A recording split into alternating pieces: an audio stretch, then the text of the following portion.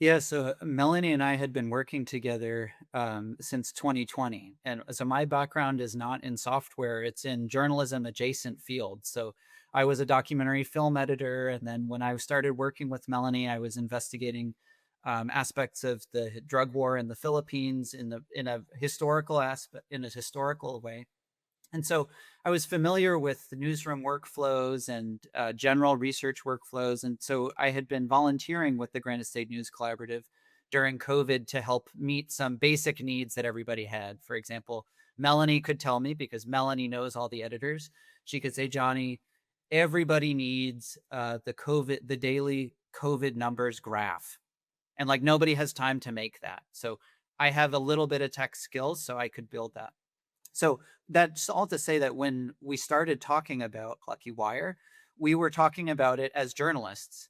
Melanie, who has all the journalism experience, and me as somebody who understands it, but who can translate it into something else. And so I knew all of the editors before we started working on Plucky Wire, and I could talk to them independently and figure out, oh, is this Melanie was thinking about this? Is this sort of how you're imagining it?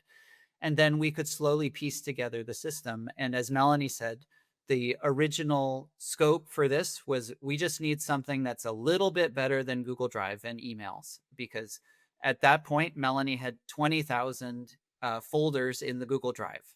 And it meant that it was just wild to try to find anything that had been shared more than a couple weeks ago. And because Melanie and the partners are so prolific and so great about sharing so many stories with each other, we just needed something simple that was going to work at scale. So when I had been working in the Philippines, I had built some digital newspaper libraries and some things that are custom software. But as you know, with AI tools that are coming out now, the bar for someone to build something like this is coming down and down and down. And so it meant that it was possible for us to prototype something very easily and then work immediately with the partners to get feedback.